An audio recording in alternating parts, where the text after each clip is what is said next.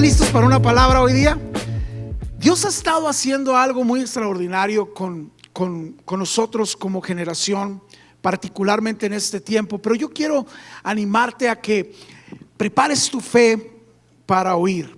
Yo soy una persona que necesita cafecito en la mañana para despertar. ¿A alguien le pasa eso? ¿Alguien necesita así? Que te puedes levantar en la mañana y puedes ir al espejo, puedes ir al baño, puedes hacer cosas, pero si no tomas café, como que el cerebro no. Aparte, no sé si sepan, pero sin café es imposible agradar a Dios. ¿Alguien sabía eso?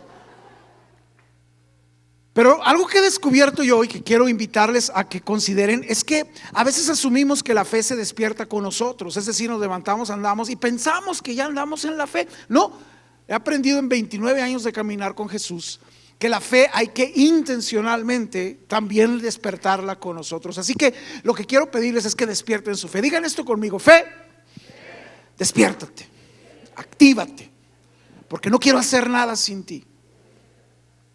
Yo acostumbro a orar 3 cosas referente a la fe regularmente. Siempre digo: Señor, dame una fe despierta para oír, porque no quiero que nada de lo que tú vas a hablar a mi vida se me vaya, se me pase. Así que digan conmigo: fe para oír.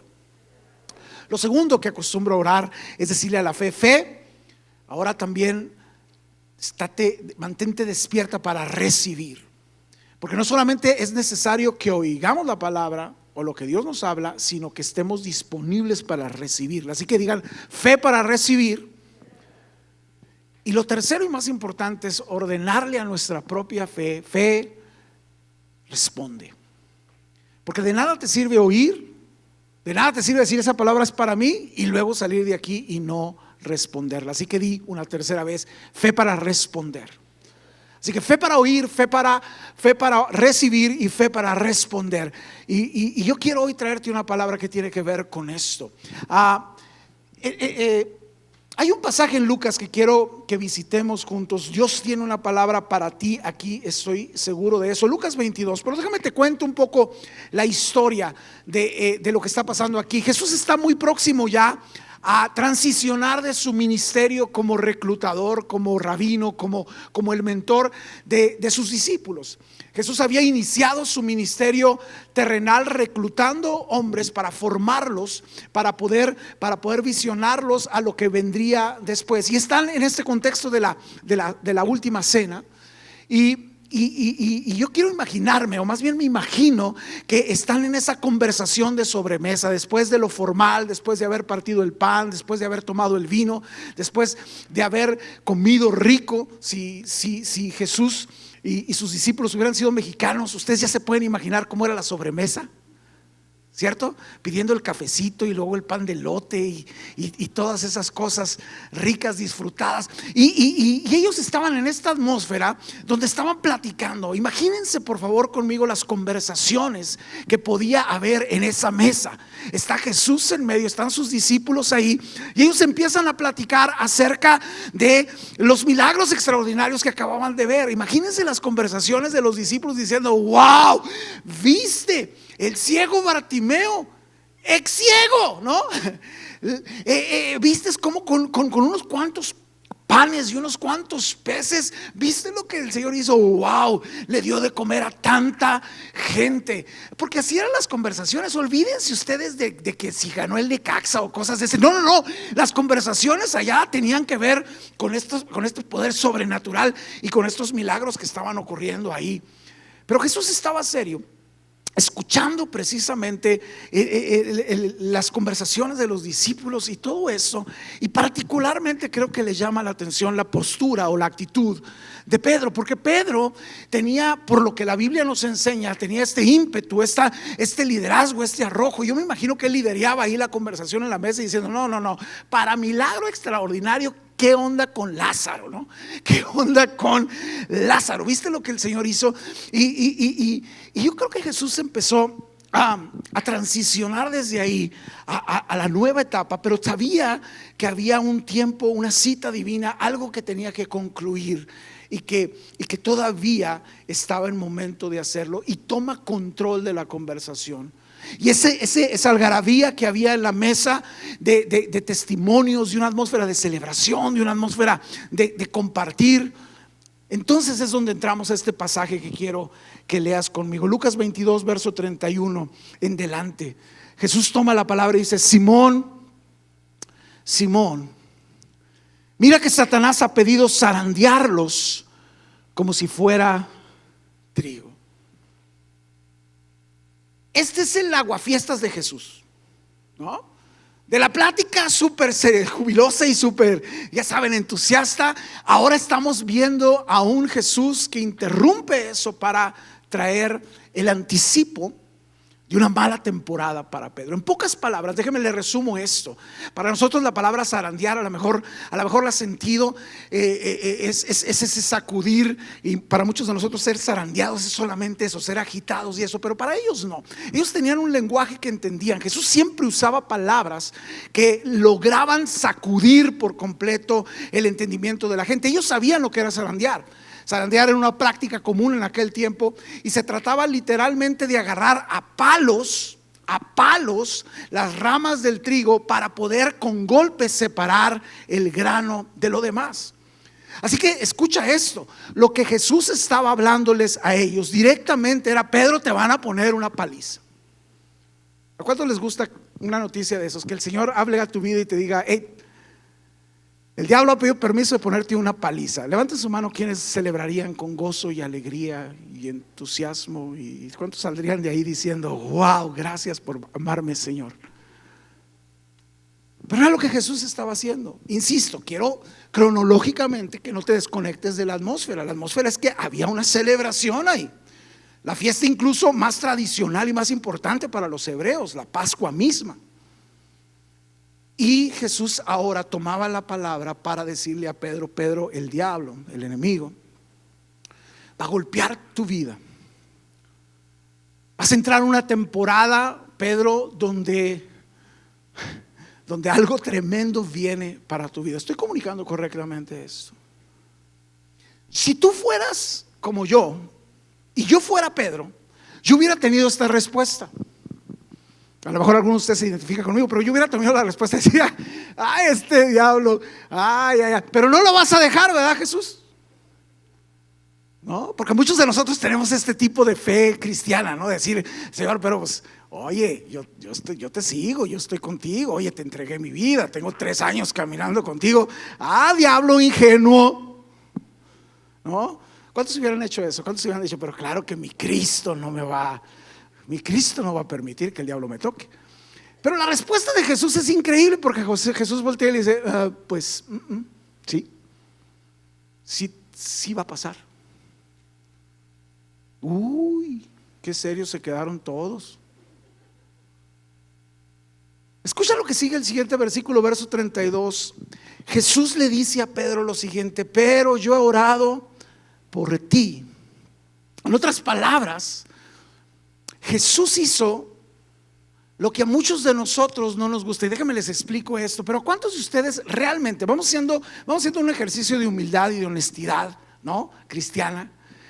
Pero ¿cuántos de ustedes, cuando ustedes tienen un bronconón, cuando ustedes tienen un problema fuerte y van y se lo cuentan a alguien en su desesperación, en su anhelo de eso, a cuántos de ustedes realmente les encanta cuando alguien les dice, los escucha y luego voltea y les dice: híjola, pues ánimo, voy a estar orando por ti? ¿A cuánto les cae gordo que alguien les diga: voy a orar por ti? Honestamente, o sea, yo entiendo lo que significa orar, sé que es poderoso orar por alguien, pero en un momento de crisis, en serio, es lo único que es lo único que me vas a decir: ay, pues voy a orar por ti. ¿A cuántos realmente se han sentido incómodos con ese comentario? Honestamente, levanta. ¿A poco de veras nomás yo soy el único pecador de la sala aquí? Jesús se le aplicó a Pedro: voy a estar orando por ti. Viene el diablo, va a zarandear tu vida, viene una temporada tremenda. Dios, sí, papá, sí le dio permiso al diablo de golpearte. Yo he orado por ti, le dice el Señor, para que no falle tu fe. Digan eso conmigo: no falle tu fe. Y tú, cuando te hayas vuelto a mí, fortalezcas a tus hermanos. Fortalezcas a tus hermanos. Déjame sigo entrándole al contexto un poquito para ir a donde la palabra hoy día nos quiere retar. ¿Por qué puede pasar algo como eso? ¿Por qué Jesús puede permitir que una mala temporada, además de anticipárnosla a Él, además de Él decirnos y advertirnos de esto, ¿por qué tiene que ser? ¿Por qué Dios puede permitirle al enemigo zarandear nuestra vida? Es una buena pregunta. Ahora, déjame, para poder explicar la pregunta, darles otra pregunta más. ¿Qué sucede cuando tú dices que eres algo que no eres?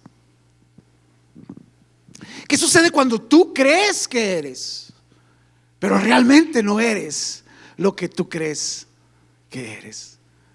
Parece un juego de palabras divertido, pero quiero que lo reflexiones y quiero que lo pienses. ¿Cuántas veces podemos nosotros estar realmente creyendo que ya estamos siendo algo que realmente Jesús sabe que todavía no somos, pero quiere que seamos? Pedro era ese tipo de personas que creo que nos representa mucho a nosotros, porque Pedro inmediatamente responde lo siguiente. Después de escuchar a Jesús decirle: Pedro, el enemigo va a venir a golpear tu vida, viene una paliza tremenda para tu vida. Oye, Señor, pero no lo permitirás. Claro que sí, nomás te estoy anticipando, pero estoy orando por ti, no te preocupes.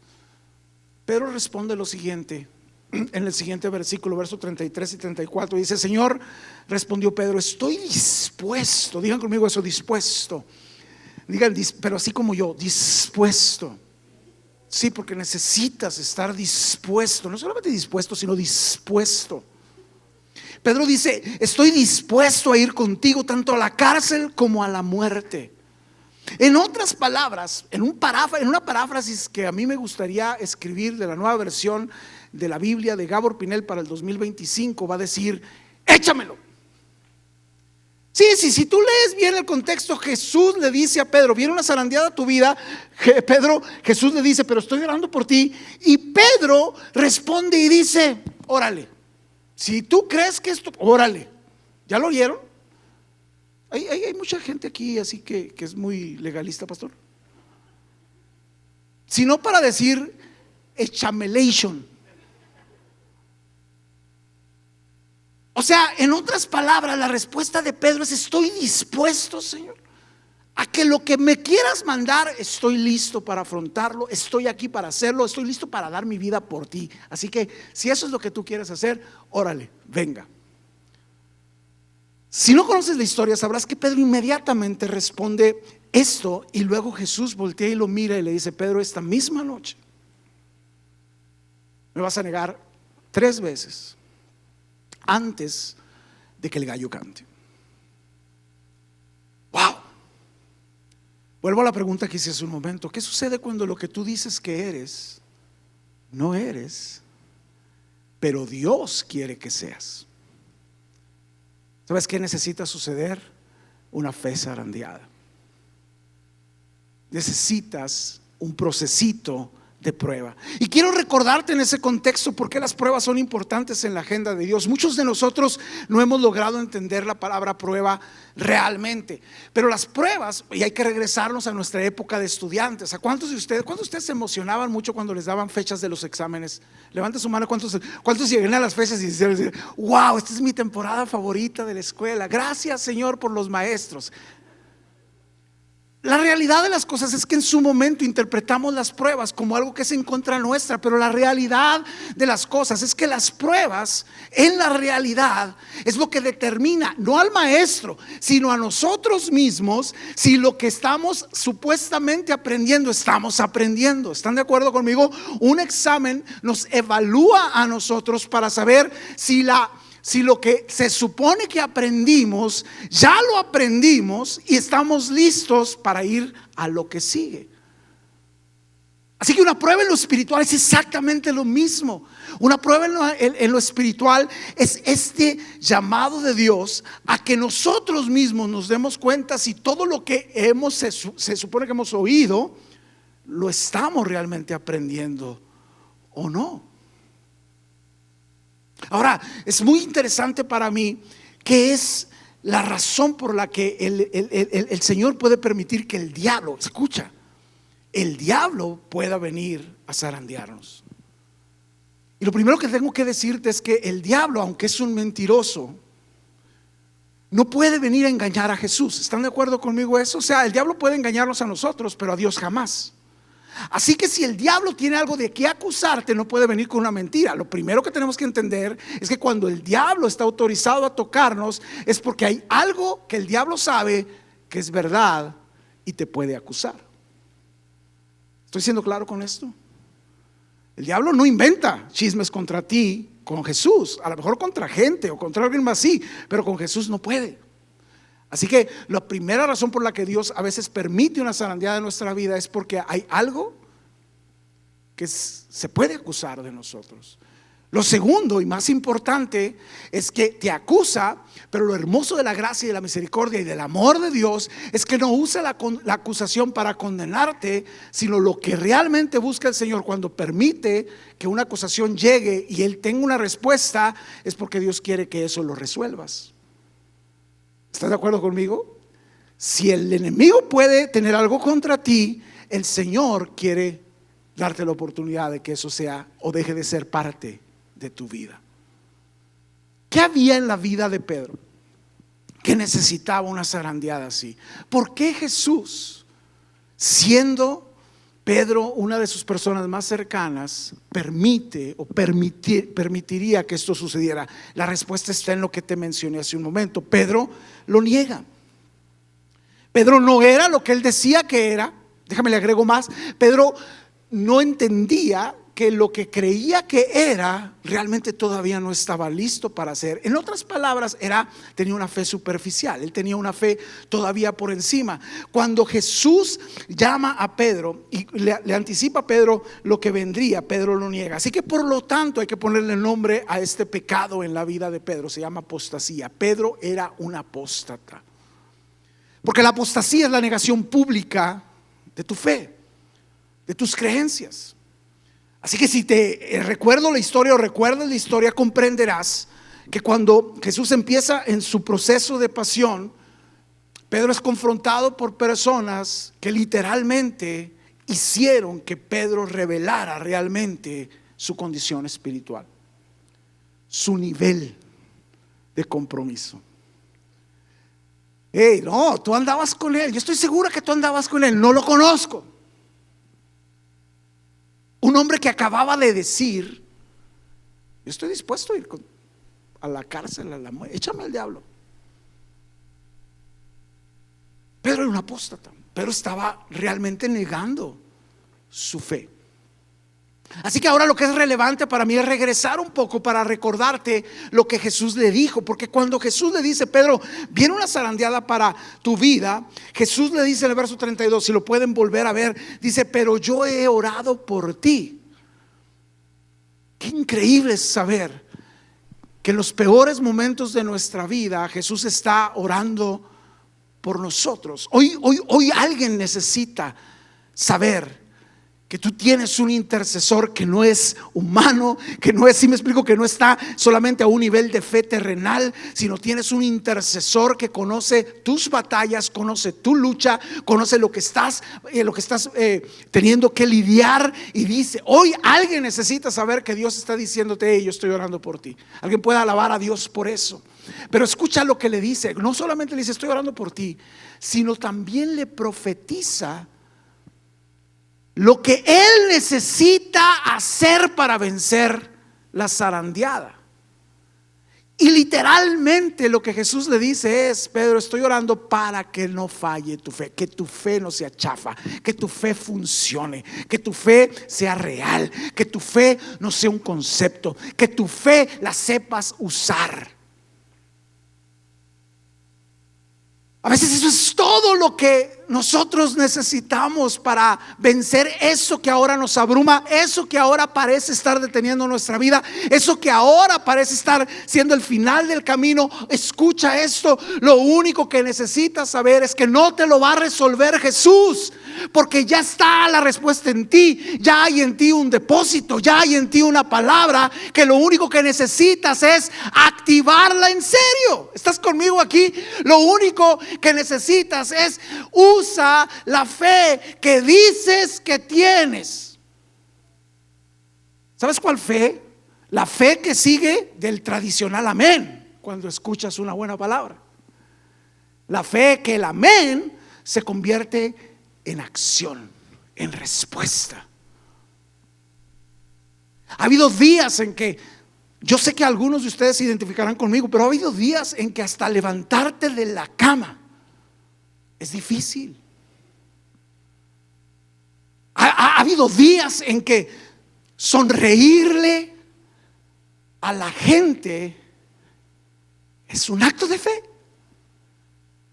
porque no te dan las emociones. ¿Sí me explico? Porque no te da la cabeza, porque no te da el temor, porque no te da la preocupación. Todos en este tiempo estamos lidiando con una temporada típica, con una temporada difícil. Que escucha, estoy completamente seguro que la agenda de Dios tiene mucho que ver con esto. Tiene mucho con darnos un mensaje a la iglesia y decirnos: hey, todo lo que ustedes han predicado que son, ahora vívanlo sin un edificio.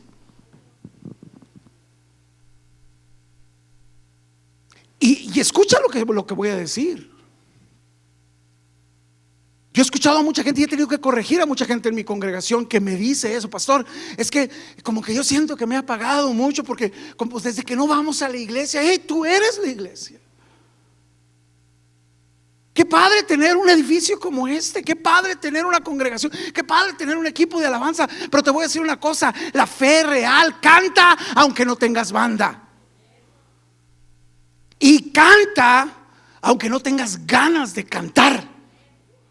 Y levantas las manos aunque te pese por dentro toda esa preocupación y todas, pero levanta las manos por fe y porque Él es digno de que tú hagas eso.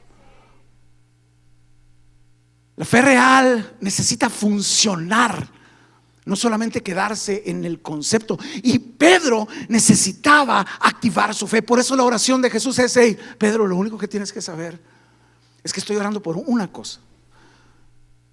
Escucha esto: Jesús no le dijo: estoy orando para que el diablo se canse de golpearte y te deje en paz. No dijo: estoy orando fuerte para que el semáforo baje hasta verde.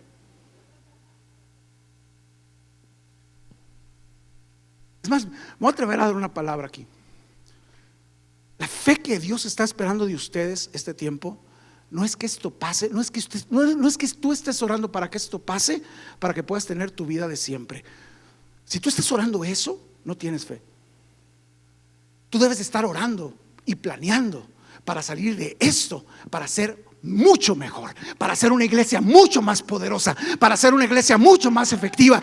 Tú tienes que, olvídate de orar y decirle: Señor, que ya pase esto para volver a tener la vida que extraño. No, tienes que empezar a orar para tener una vida. Es más, empieza a planear tu 2021. Empieza a hacer planes para adelante. Empieza a decir: esto nos tiene que fortalecer, esto va a tener que provocar en nosotros una fe en serio. Porque estoy seguro que la zarandeada que nos está poniendo una pandemia como esta es para tener una fe que funcione. Conoces lo que pasa con la historia, y voy a ir concluyendo con esto, pero en la cronología de los hechos, Pedro niega al Señor.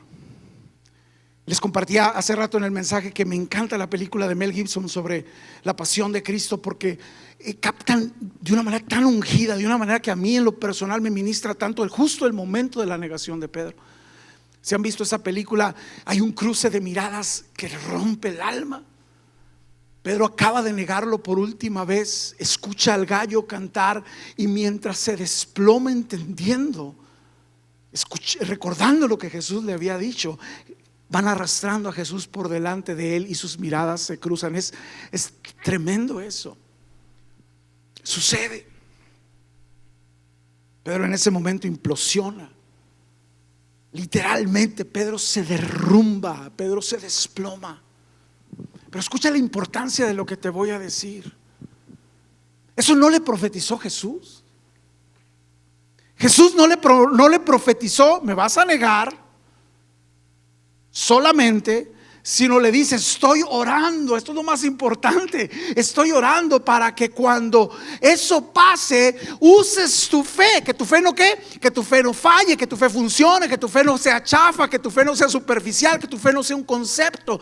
Y luego le profetiza eso. Y cuando eso suceda, vas a regresar.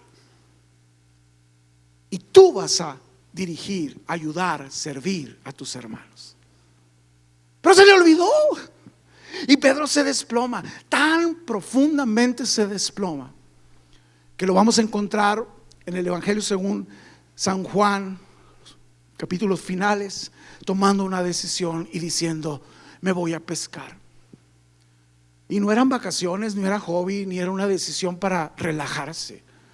Lo que la Biblia quiere enseñarnos ahí es que Pedro toma la decisión de regresar a su vida de siempre.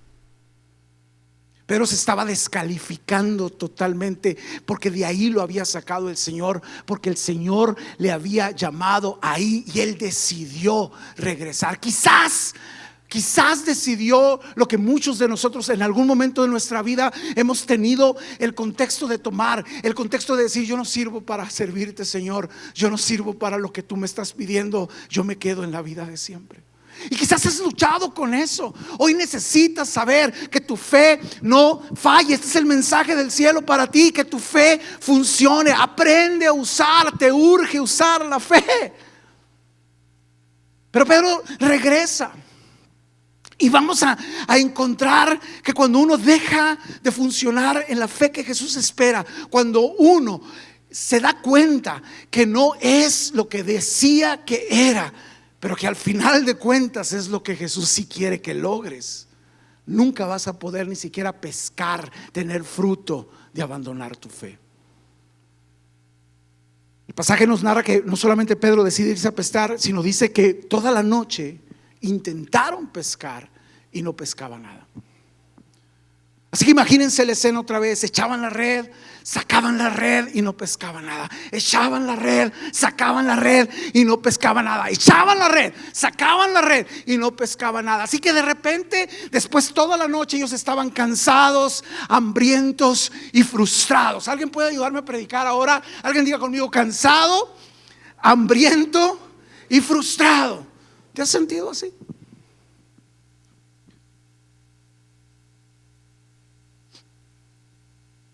Y regresan sin pez, cansados, hambrientos y frustrados. Y la Biblia me encanta, porque este es el Jesús que yo amo. Este es el Jesús al que adoramos. Es un Jesús que ahora espera que tú regreses. Y la Biblia narra que Jesús estaba, ellos como venían cansados, hambrientos y frustrados, sin pescar nada, ¿se acuerdan? Pero ahora está Jesús ahí en la orillita con un pescado zarandeado. ¿En serio? Lean la Biblia. No son mis inventos. Y estoy seguro que el pescado era de este, porque ellos venían cansados, hambrientos y frustrados. Y Jesús está a la orilla con un pescado asadito. Ah, qué rico olía. Ay, déjenme, los provoco a que tengan hambre. No del pescado, sino de este Jesús que está esperando que tú regreses con una fe que funciona. Y todavía este Jesús que tiene un humor extraordinario. ¿Cuántos saben que Jesús no es amargado como muchos cristianos? Dice lo siguiente: hijitos,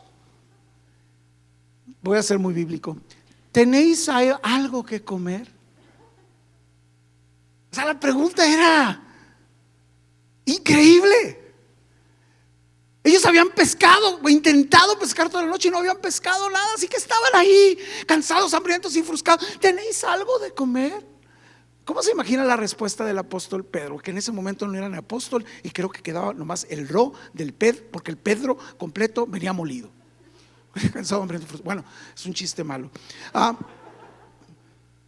¿Cómo se imagina la respuesta de Pedro en la barca? No, Señor, no os preocupéis. No, les puedo asegurar que fue: no, no tenemos nada de comer, cállate. Porque aparte no sabían que era Jesús. La Biblia aclara que no sabían que era Jesús. Pero cuando se dan cuenta que es Jesús, se lanzan al agua y viene corriendo, y Dios y Jesús los alimenta, porque así es nuestro Señor. Y hoy yo quiero invitar a alguien a que te atrevas a regresar, pero ya con una fe que funcione, ya con una fe real. Y luego sucede al final esta conversación maravillosa donde Jesús, después de que los sacia, después de que los alimenta, después de que los hace descansar, Jesús se acerca con Pedro y le dice: Pedro, ¿me amas?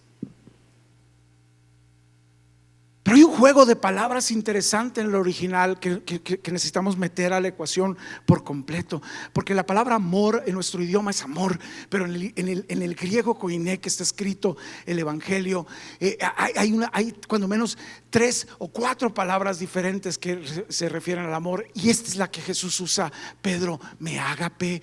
Ágape es este amor sacrificial, es este amor de dar, es este amor que es capaz de dar la vida por alguien más. Es el amor que Jesús tiene por ti, por mí. Es el amor que lo subió a la cruz. Pero es el amor que Pedro creía que tenía cuando le respondió: voy a la cárcel o muero por ti, Señor.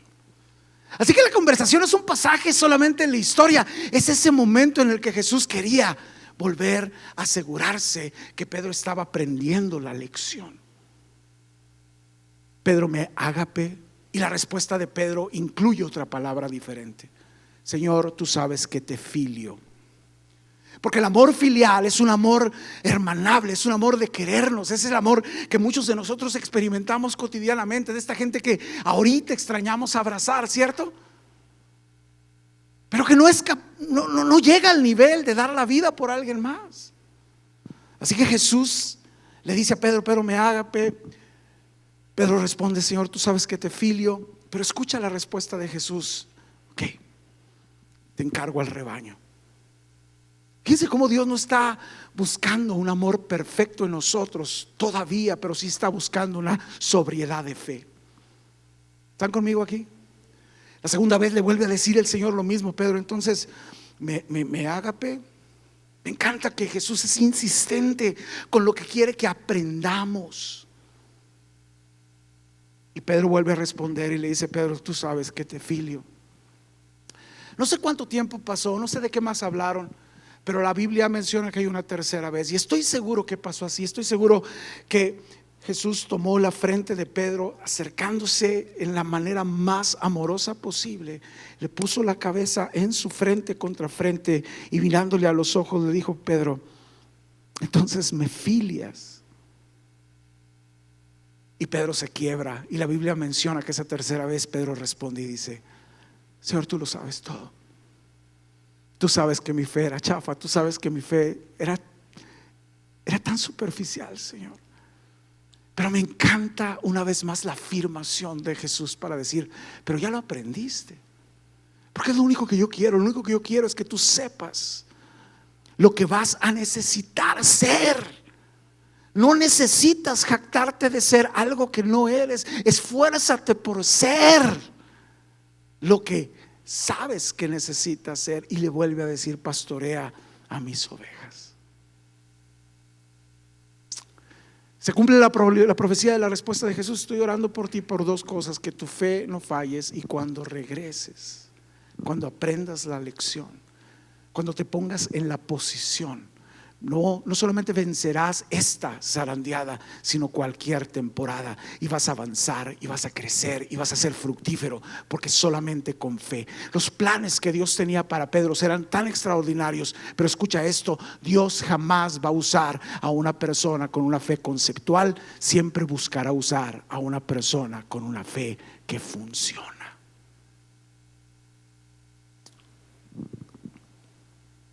Señor, yo quiero pedirte hoy día que todo esto que está trayéndonos tu agenda, tus planes, en esta temporada.